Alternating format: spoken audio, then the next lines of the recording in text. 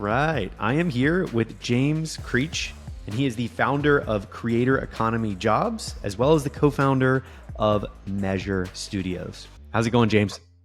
Good, Steve. How are you? Doing good, man. Doing good. I'm excited to really unpack your successful exit. This is in a space that I'm familiar with, and I'm really interested to learn more about from you. But before we unpack your success, let's talk about your background. What got Sure. you into business and entrepreneurship? Yeah, that's a good question. Growing up, I didn't think of myself as an entrepreneur, and then yet when I started my first company, in my mid 20s, my parents were like, "No, we're not surprised. This totally makes sense for you." So, I guess as a kid, the first thing that comes to mind is I would make these like silly movies with my friends, and we it was kind of like pre YouTube, TikTok. But we would make these like little videos and then get people together to watch the shorts and stuff that we made. And then I went to college for business, essentially studying film and business and poli sci, and fell into working at a startup my senior year of college. So didn't think I was going to go into entrepreneurship, but just fell in love with the early stage kind of adrenaline rush. And after I graduated, ended up deciding to stick around. So never looked back. Nice. Very nice. Yeah, the working at a startup, especially while you're in college, is such a great crash course on everything business, like all at For once, like a sure. fire hose, almost Yeah. like an MBA, really Totally. quickly Yeah, I think I at a learned startup. more in that job than I did in 4 years of school. So, had a lot of great opportunities and programs, but you learn so much more just being in the mix and doing things. Yeah. Yeah. I always like to compare it to reading a book on how to surf versus surfing is Yep. very, very different, jumping in and getting into it. So Sure. let's talk about the first success. After you were done with that startup, did you start your own? Did that succeed? How many ventures did it take to get to like a successful venture? Oh boy, I had a lot of side projects and different things along the way. But Paladin is really the first business that we launched. So I worked at two early stage companies for about 2 years each, and learned a lot about how to run a business and what not to do. Right, which is sometimes just as equally important. And then was working at this creator network, this kind of early influencer group called Bent Pixels, and saw a need for technology in that space. Right, it was still super early, and people were either doing things manually, right, like trying to figure out how to find influencers, run campaigns, report on that activity. And we used to do it. It took us, hours of screenshots and spreadsheets and emails. And so it was like, gosh, there's got to be a better way to do this. And so many other people were either banging their heads against that same wall or trying to find other tools they could stitch together to make something work. So that was the inspiration to launch our first company. Cool. Very cool. And what year would this have been? Because I remember influencer marketing was like red hot for Yeah. probably like 2013 to 2018 or 19. Yeah. So we started in 2016. We officially launched the business, right? We had kind of done some work to get organized before that. But yeah, it was still early days, right? I mean, Yeah. arguably, influencer marketing still on a tear and a lot of room for growth. But this was certainly at a time when everyone was scratching their heads trying to figure it out. Yeah. Yeah. And it's such you're right. Like it was still very early days and it still is. And I love the example that people have been giving recently of the Kanye commercial where he's recording on his phone and sold like $20 million worth of products. And it wasn't even a produced Yeah. commercial. And people just want to see others talk instead of like a highly produced show sometimes or highly produced ad, which is really, really interesting how it's changed very For sure. quickly. Yeah, I mean, at the end of the day, people trust the folks that they follow, so they listen to their Yeah. recommendations, and whether it's a very slick produced piece of content or just them speaking off the cuff, like that's what drives the audience activity, right? It's because of that fandom and that engagement. hmm Well said. So let's talk about the startup story. Did you have a co-founder? Did you raise money? How did that work? Yeah, I had two co-founders, Thomas, our COO, and Ole, our CTO. The three of us had worked together at various different ventures in the past. but had very complementary skill sets to try and figure this thing out together. And we bootstrapped the business. So when we were getting this thing off the ground, we were thinking about, how do we make this happen? And I had been saving up kind of a down payment for a house, put all of that money into the company.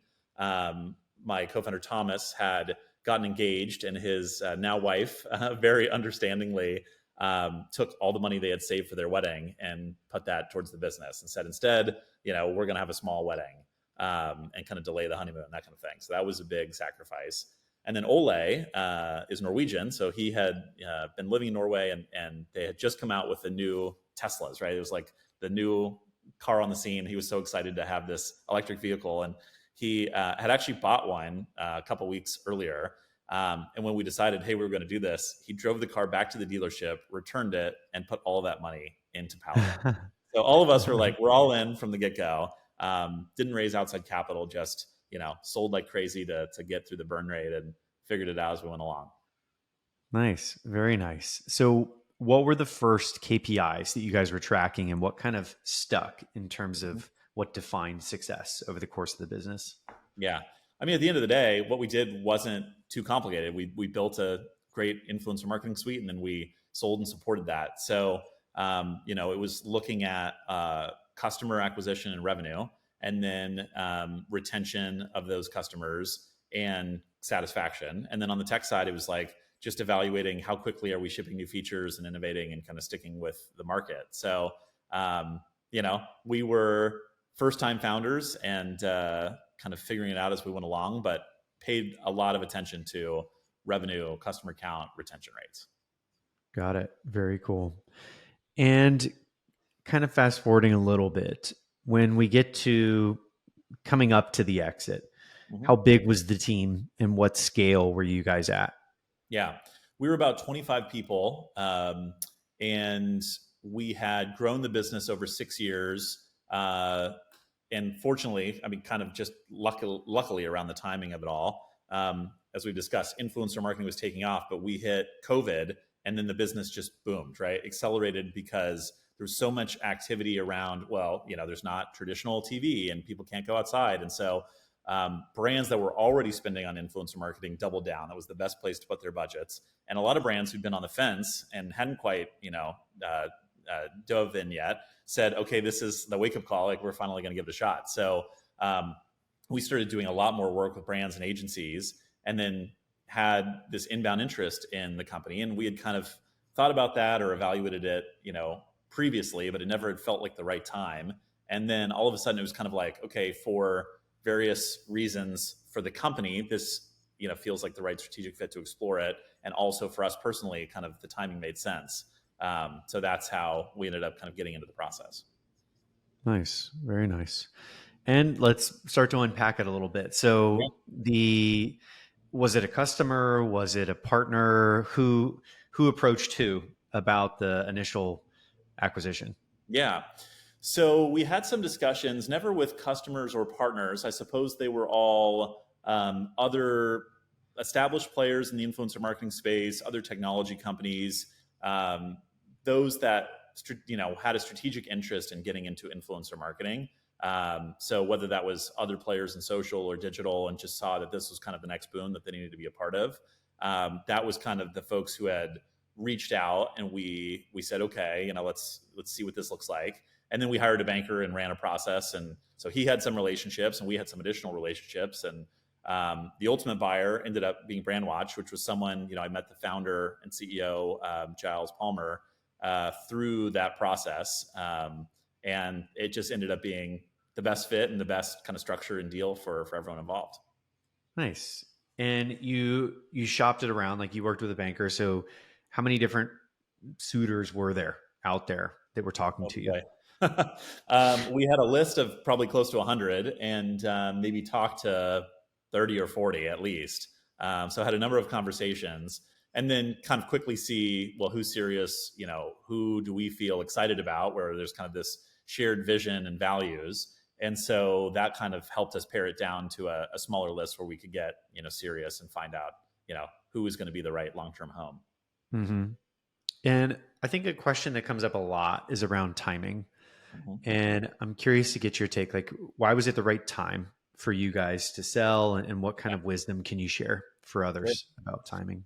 So when I work with other entrepreneurs who are thinking about the same thing, I tell them there's two dimensions to this question. The first dimension is what's right for the company, and so for us as a business, we had hit this inflection point. We knew great, like we can continue to lean in and just reinvest back into the business. But at a certain point, our space is also crowded and competitive. And it's very clear there's going to be more consolidation, which has played out now the past couple of years. So we either need to go raise money to double down on this success and start buying up smaller competitors, um, or we need to find a strategic partner who shares our vision, right? And so the other dimension to this is the personal aspect. Like I mentioned, I had these two co-founders.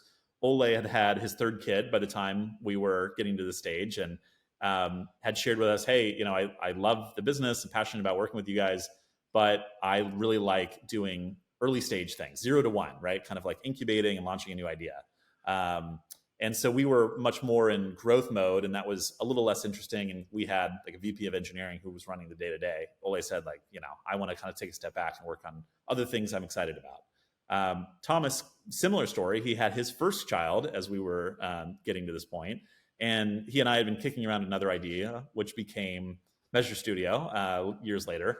But he got really passionate about, I've got this other concept of thing that I want to focus on, and my lifestyle is going to change becoming a parent. And so with that, I think all of us realized, like, okay, there's some personal motivations that if we found the right buyer and the deal terms were a good fit, that we would want to take the win and like continue to build successes in these other areas that we're excited about.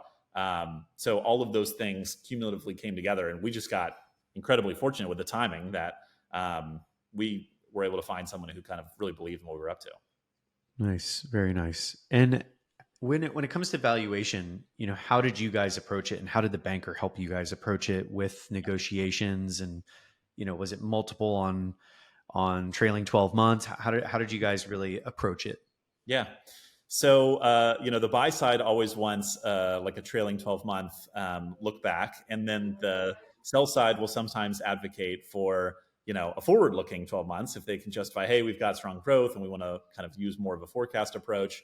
But for us, it was off of top line revenue. They looked at a pro forma EBITDA as well. But, as a tech business, it was much more on, the top line potential for the business, and then how strong are these contracts and the retention of these customers, and how sticky is the technology that you're building. And fortunately, all of that was sound, and the thesis around buying the business worked out very well. It's performed very nicely as an asset for Brandwatch. But yeah, in terms of the deal analysis and coming up with a valuation framework, it was always off the top line revenue. Nice. Yeah. Top line. Definitely big win. Big win doing Yeah. it off the top line. I like that. I like that. So with being prepared, it's kind of a good segue. Preparedness is something that a lot of people talk about starting on day one. Some people were a bit surprised when they were approached by acquiring companies. And since you guys were working with, someone to help you along the way, what can you share about how you guys got prepared, and Mhm. how other people can prepare their business? Yeah.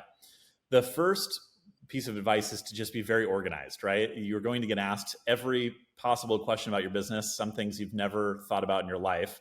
And so just having really clear documentation around things, from all of your contracts organized, your financials, all of your systems, your employment agreements with people over time. A lot of that stuff is very difficult to recreate. Fortunately, we were very organized, so a lot of that already existed, but you'll be surprised how easy it is for things to slip through the cracks. So be organized is number one.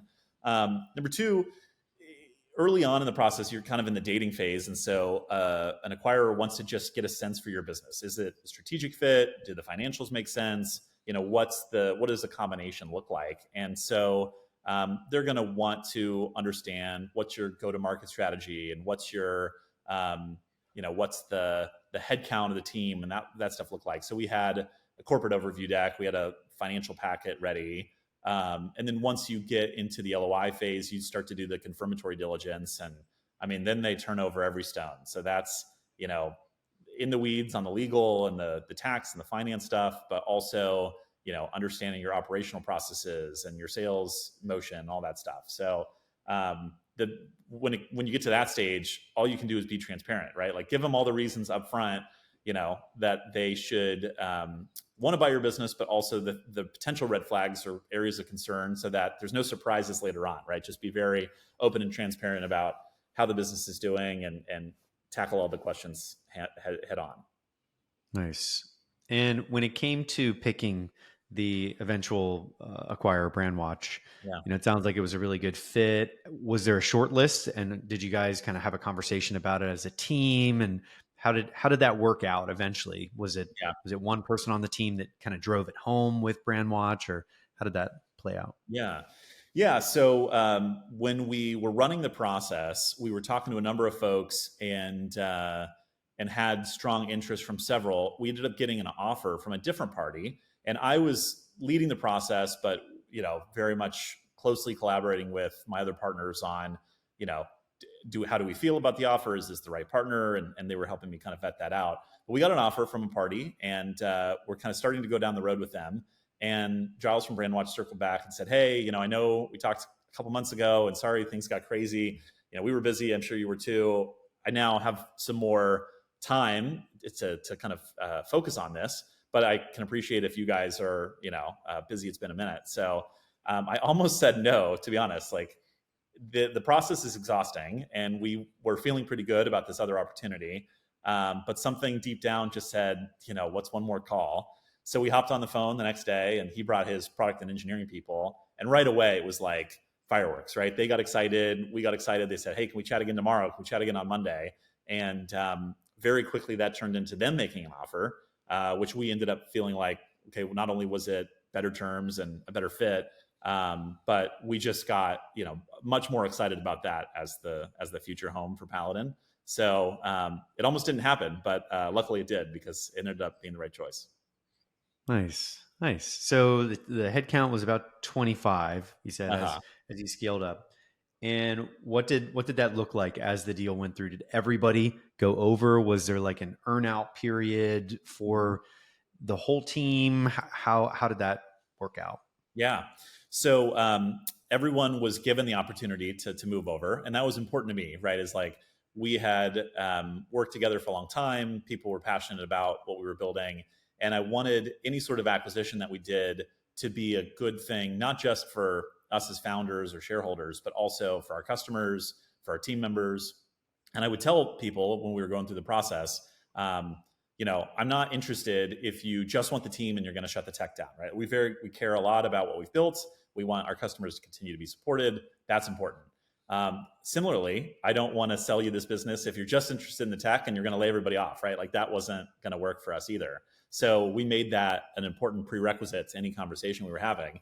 And fortunately, that was a non-issue for Brandwatch. They were excited about the platform. They wanted the whole team. They, in fact, gave us additional budget to invest in what we were doing, because they said, "What you have is great, and we're going to plug that into a big sales org and rapidly commercialize it. But we also want you to have more resources to double down on marketing and product development." And so that emphasized for us that this was the right fit for us. Now, admittedly, when you build a startup, some people are startup people, and they're like, "Okay, this has been fun, but this is my stop on the train, right? Like it's been awesome, but it's going to evolve, and I've kind of felt like I've played my part, and I want to do other things." And so there were a couple cases of that, but we gave everyone the choice, right? Like, do you want to come along for the next stage in the journey, or do you feel like you've done your piece and you're happy to move on to the next thing? Yeah, I like that. Providing the choice, because there's you mentioned it, but zero to one people and one and beyond people are different breeds for sure. And Definitely. there's nothing Yeah. nothing wrong with either of them. Yep. But it's uh, it's cool that you guys gave that choice for sure, Yeah. for sure. So that kind of takes us to the finale question of knowing what you know now. What would you tell James 10 years ago? Oh boy. I'm so glad I did it, but it's incredibly challenging, right? Like being a first time founder, you don't know what you don't know. The emotional roller coaster is significant. So the highs are incredibly high, but the lows are challenging. And I'm blessed to have two awesome co founders, in addition to a team who supported us throughout the good and the bad times. But you have to know when to stick with it, and you have to know sometimes when an idea isn't working out. There's been plenty of failed projects I've had along the way, or other things where it didn't work. And so part of this is just a journey of yourself as an entrepreneur, getting comfortable with what you can do. And thankfully, my youthful naivete, I think, contributed in a large respect to, like, hey, let's just jump in. We'll figure it out as we go along. I have a different approach to building businesses now, though. Admittedly, I'm not slopping. So I think one of the hardest lessons for us to learn was go deep before you go wide. Right? It's so easy to get distracted and want to build a bunch of different features, but the key to success we found is just nailing something that you can be uniquely the best in the world at.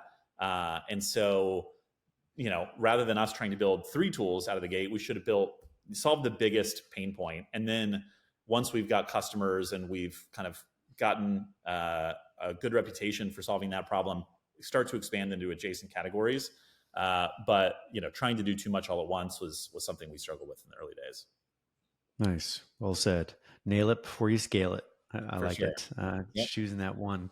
That's really, really good piece of advice for everybody that's listening through. So let's shift gears and talk about what you're working on now. Yeah.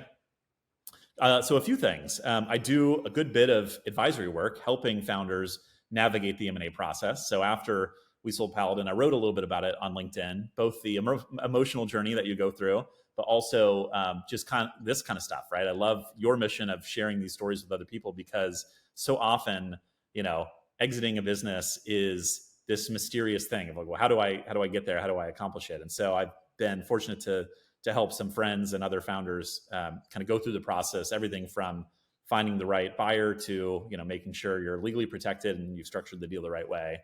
But aside from that, we're building Measure Studio. So my co-founder Thomas and I, from the Paladin days, are reprising our roles and building a social media analytics platform that uses computer vision to inform content strategy. And that's a lot of fun. And then I saw a need for a job board in our industry, the creator economy. So I launched the first job board to connect creators and candidates. And that's kind of a passion project where I used to get asked all the time, hey, we're hiring, we need a head of marketing, we need salespeople, engineers, who do you know? And I just make introductions. But now I have a platform where I can kind of scale that impact. Cool. Very cool. Yeah, I think the idea that a lot of more traditional business operators don't really view YouTube and things like that as businesses yet. And I think that's changing pretty rapidly with Mr. Beast and some of these other people that are launching huge product lines and all of these actual products that they're selling to people that are doing billions of dollars. So I think it's crazy how fast it's going. And it's really cool that you're focused on that, because providing help to these people where most people don't even really associate them as businesses is a really cool approach. I like that. I like that Thank a you. lot. Well, nice. Yeah. Where can people learn more about that? Sure. The best place to connect with me is LinkedIn. So if you go search for James Creech, you'll find me, and I share a lot more about what's going on in social media through my newsletter. I write frequently on LinkedIn. You'll see stuff about creator economy jobs. If you want to check out what we're building at Measure Studio, check out measure.studio. If you're curious about creator economy jobs or looking for your next opportunity, go to creatoreconomyjobs.co. We update the site daily with new opportunities. We send out a weekly newsletter kind of telling people about cool new jobs and industry news, and always happy to help. Awesome. Well, those are all the questions I have for you, James. Wherever you guys are listening on iTunes or Spotify, the links that James mentioned will be in the show notes. But thanks so much for coming on and sharing your story. Thanks for having me. This was fun.